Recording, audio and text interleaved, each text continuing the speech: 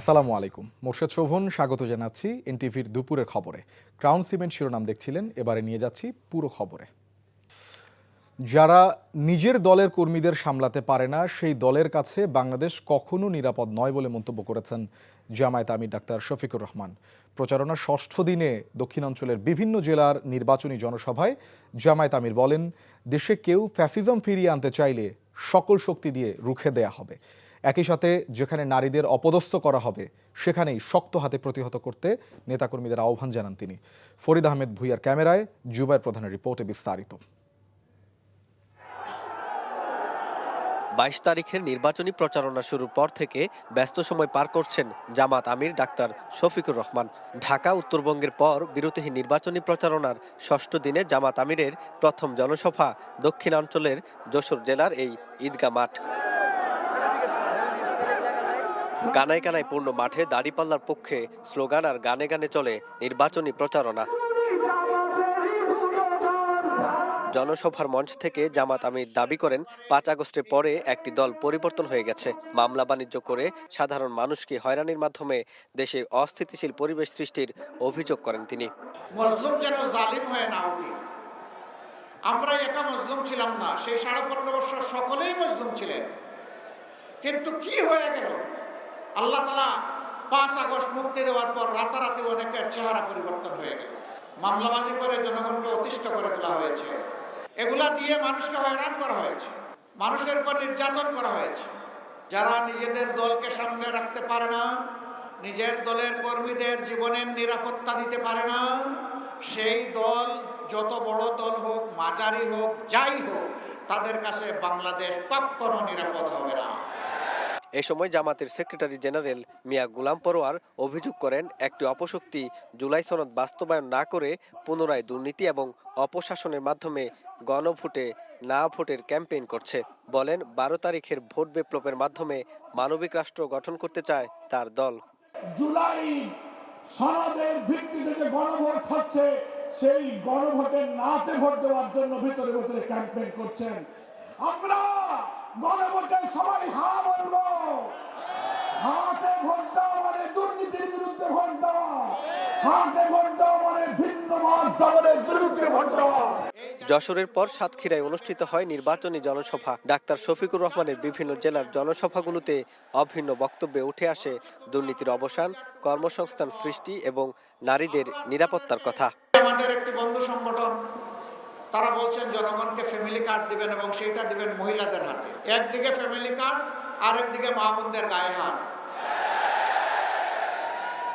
দুইটা তো একসাথে চলে না। আপনি কে হাতে আইন তুলে নেওয়া? আপনি কে আমার মা বোনকে টিজিং করা? আপনি কে আমার মা বোনদেরকে বেশিং করা? আপনি কে তাদের গায়ে হাত দেওয়া? মায়ের জাতির অপমান বরদাস্ত করব না। গায়ে পড়ে পায়ে পাড়া দিয়ে আমরা কারো সাথে কোনো দাঙ্গা বাজাতে চাই না, কিন্তু আমার ইজ্জত আর অধিকারের উপর হাত দিলে আমরা ছেড়ে দেব না। জনসভায় জামাত সহ ১১ দলের নেতারা গণভোটে হায়ের পক্ষে প্রচারণা চালানোর আহ্বান জানান। জুবাইর প্রধান, এনটিভি নিউজ, সাতক্ষীরা। জামায়াতের আমির ডাক্তার শফিকুর রহমান খুলনায় নির্বাচনী জনসভায় অংশ নিচ্ছেন। সেখানে আছেন সিনিয়র করেসপন্ডেন্ট আবু তৈয়ব। আমরা সরাসরি যাচ্ছি তার কাছে। তৈয়ব, আমরা যেমনটি বলছিলাম যে আজ ষষ্ঠ দিনের মতো খুলনায় জামায়াত আমিরের যে জনসভা, সেই জনসভা ঘিরে জনগণের উপস্থিতি কেমন দেখছেন, সেই সাথে জামায়াতের নেতাকর্মীরা আসলে কি বলছেন?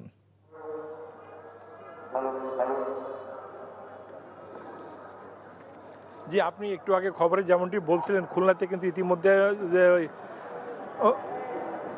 খুলনা সার্কিট হাউস ময়দানে জামাত ইসলামী নির্বাচনী জনসভা একটু আগে শুরু হয়ে গেছে।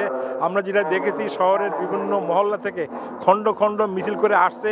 ইতিমধ্যে আপনাদের মহিলাদের অংশ প্রায় পূর্ণ হয়ে গেছে এবং সমস্ত শহরের জোরে আমরা যেটা দেখেছি, লোকজন আসছে। এখানে প্রচণ্ড রৌদ্র অপেক্ষা করে অনেক লোকে এখানে আসে এবং তারা গাছতলা অপেক্ষা করছে। আর আমরা যেটা জামাতের আমির, খুলনা জেলার আমির অধ্যাপক মাহবুবুর রহমান সাহেব আমাকে যেটা জানিয়েছেন যে সাতক্ষীরা জনসভা শেষ করে উনি হেলিকপ্টার যোগে খুলনাতে আসবেন এবং খুলনাতে এসে ওখানে 3:30টার দিকে উনি এখানে জনসভা আসবেন। হয়তো ওই 4টার দিকে ওনার বক্তব্য দেওয়া শুরু করবো। একটা কথা বলে রেখে খুলনা সার্কিট হাউস ময়দান জামাত ইসলামের পক্ষ থেকে প্রায় 22 বছর পরে এখানে কোনো জনসভা হচ্ছে।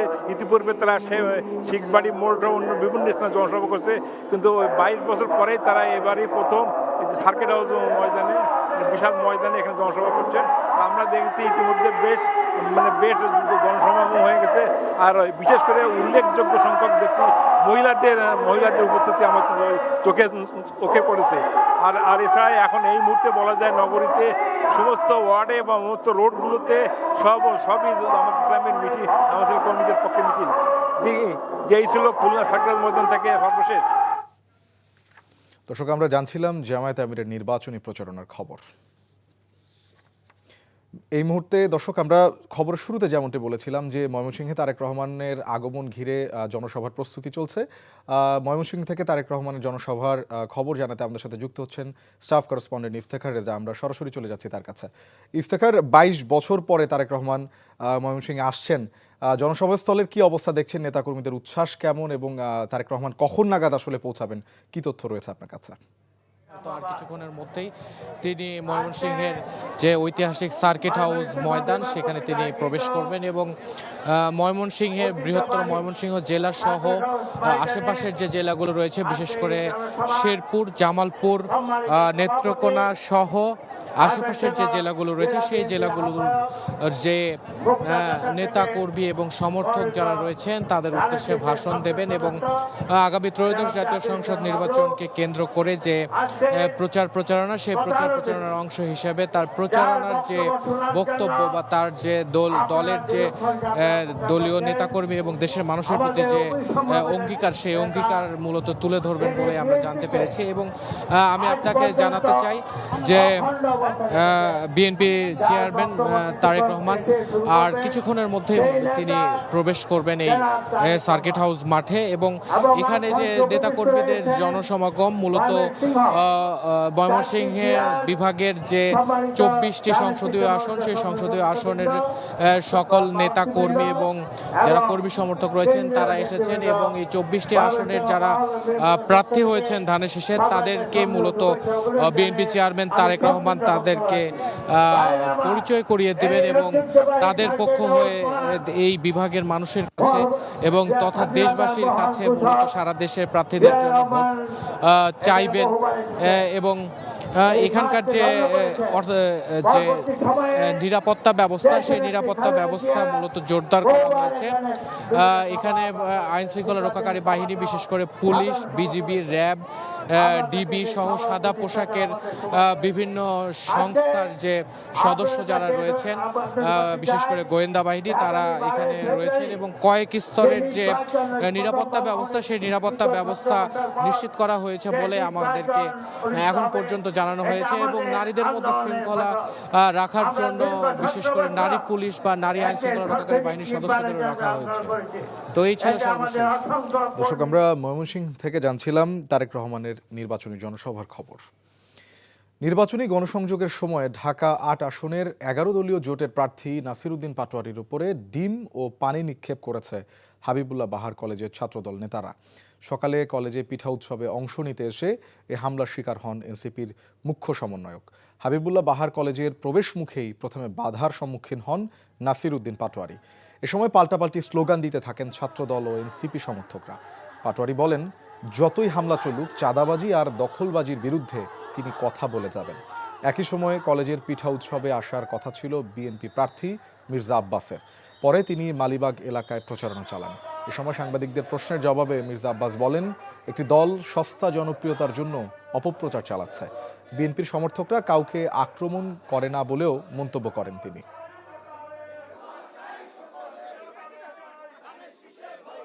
বিএনপি, ছাত্রদল, যুবদলের যে সকল গুন্ডারা সন্ত্রাসী কার্যক্রম শুরু করেছে, আপনারা সবাই রুখে দাঁড়ান, জয় আমাদের হবে। এ পর্যন্ত বিএনপি সমর্থকরা কোনো অপোজিট প্রার্থীর উপরে কখনো হামলা করেনি, কোনো রেকর্ড নাই। এগুলো হলো সস্তা জনপ্রিয়তা পাওয়ার জন্য কতগুলো হয়তো বলছে।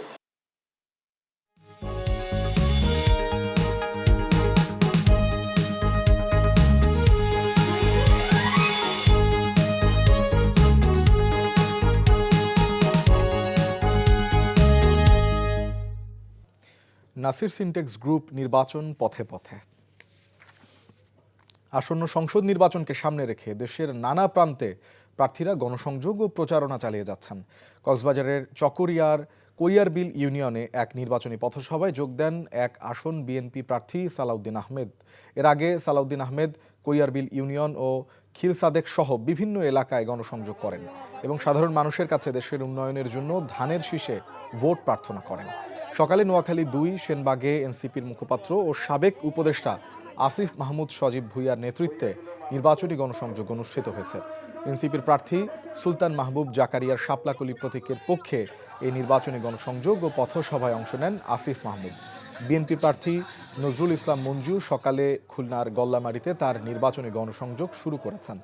নাটোরের লালপুর উপজেলার দূরদুরিয়া ইউনিয়নের বিভিন্ন স্থানে গণসংযোগ ও পথসভা করেন নাটোর ১ আসনের বিএনপি প্রার্থী ব্যারিস্টার ফারজানা শারমিন পুতুল।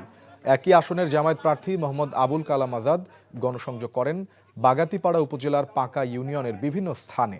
লালমনিরহাট ১ আসনে বিএনপি প্রার্থী ব্যারিস্টার হাসান রাজীব প্রধান পাটগ্রাম উপজেলার সরকারের হাটে নির্বাচনী সভা করেছেন।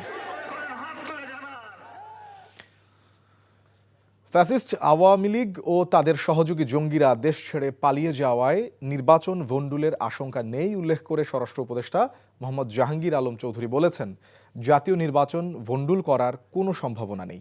সকালে গাজীপুরের কাশিমপুর কেন্দ্রীয় কারাগারের প্যারেড গ্রাউন্ডে ৬৩তম ব্যাচ মহিলা কারারক্ষীদের বুনিয়াদী প্রশিক্ষণ কোর্সের সমাপনী কুচকাওয়াজ অনুষ্ঠানে তিনি এসব কথা বলেন। এর আগে প্যারেড গ্রাউন্ডে পৌঁছালে তাকে স্বাগত জানান কারা মহাপরিদর্শক ব্রিগেডিয়ার জেনারেল সৈয়দ মোহাম্মদ মোতাহের হোসেন সহ অন্যান্য কর্মকর্তারা। পরে নবীন প্রশিক্ষণার্থীদের সশস্ত্র সালাম ও অভিবাদন গ্রহণ করেন। কুচকাওয়াজ শেষে শ্রেষ্ঠ প্রশিক্ষণার্থী হিসাবে পুরস্কার গ্রহণ করেন নবীন মহিলা প্রশিক্ষণার্থী মোসাম্মদ রায়হানা আক্তার সুবর্ণা। ফ্যাসিস্ট জঙ্গি যেগুলি ছিল, এই জঙ্গিগুলি কিন্তু দেশ থেকে ভাগছে, বিভিন্ন দেশ তাদের আশ্রয় দিছে। এবং আমরা অনুরোধ করব এই জঙ্গি এবং এই ফ্যাসিস্টদের অন্যান্য দেশগুলি যেন আমাদের আবার ফিরিয়ে দেয়। কোনো অস্থিতিশীল করার কোনো সম্ভাবনা নাই। আর ওনাদের যদি সাহস থাকতো ওনার দেশে এসেই বলুক। আগস্টে তরুণরা রক্ত দিয়ে দেশ সংস্কারের দায়িত্ব দিয়ে গেছে উল্লেখ করে প্রধান উপদেষ্টার বিশেষ সহকারী অধ্যাপক ডক্টর আলী রিয়াজ গণভোটে হ্যাঁ জয়যুক্ত করে দেশকে ফ্যাসিবাদ মুক্ত করার আহ্বান জানিয়েছেন। সকালে গণভোট প্রচার ও ভোটার উদ্বুদ্ধকরণের লক্ষ্যে সনাতন ধর্মাবলম্বীদের সাথে এক মতবিনিময় সভায় এমন আহ্বান জানান তিনি। আলী রিয়াজ বলেন, আওয়ামী লীগ সরকারের সময় ২৫ সদস্যের একটি কমিটি গঠন করা হয়। সেখানে সাবেক প্রধান বিচারপতি সহ ১০৪ জন বিশিষ্ট ব্যক্তি তত্ত্বাবধায়ক সরকার ব্যবস্থার পক্ষে অবস্থান নিলেও একজনের ইচ্ছায় সেই উদ্যোগ বাতিল করা হয়। মতবিনিময় সভায় অংশ নেয়া একজনের প্রশ্নের জবাবে তিনি বলেন, সংস্কার প্রস্তাবে উল্লেখ করা আছে ধর্মীয় বিশ্বাসের ভিত্তিতে কাউকে আলাদা করা যাবে না।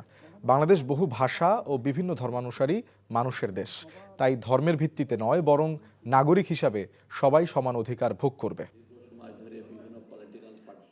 হ্যাঁ ভোটে জয় করা ছাড়া আর কোনো বিকল্প নাই। অন্যথায় তত্ত্বাবধায়ক সরকার ব্যবস্থা নিয়ে অতীতে যে সমস্ত ঘটনা ঘটেছে, ভবিষ্যতে ভোটাধিকার নিশ্চিত করার উপায় হচ্ছে একটি স্বাধীন নির্বাচন কমিশন।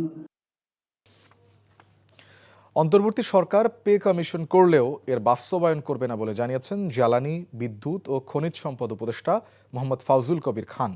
সচিবালয়ে ক্রয় সংক্রান্ত উপদেষ্টা কমিটির বৈঠক শেষে তিনি একথা জানান। পে কমিশনের সুপারিশ কিভাবে বাস্তবায়িত হবে তার সিদ্ধান্ত পরবর্তী সরকার নেবে বলেও জানান উপদেষ্টা। তিনি বলেন, নতুন সরকার এসে যাতে কোনো অচলাবস্থার ভেতরে না পড়ে সেই বিবেচনায় তারা এই সিদ্ধান্ত নিয়েছেন। ক্রয় সংক্রান্ত বৈঠকে এখন পর্যন্ত মন্ত্রীদের ফ্ল্যাট নির্মাণের জন্য অর্থ বরাদ্দের প্রস্তাব আসেনি বলে জানান ফাউজুল কবির। বলেন, রমজান উপলক্ষে 10,000 মেট্রিক টন মসুর ডাল এবং 1 কোটি লিটার অপরিশোধিত সয়াবিন তেল কেনার সিদ্ধান্ত নিয়েছে সরকার।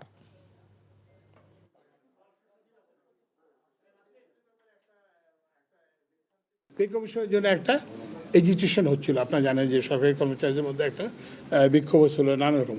তো যাতে নতুন সরকারের যাতে এসে এই ধরনের একটা অচল অবস্থার সম্মুখীন হয়, আমরা চাচ্ছি যে নতুন যে সরকার আসবে তাদের যাতে যাত্রাপথটা স্মুথ হয়, যেই আসুক না কেন, যে সরকার।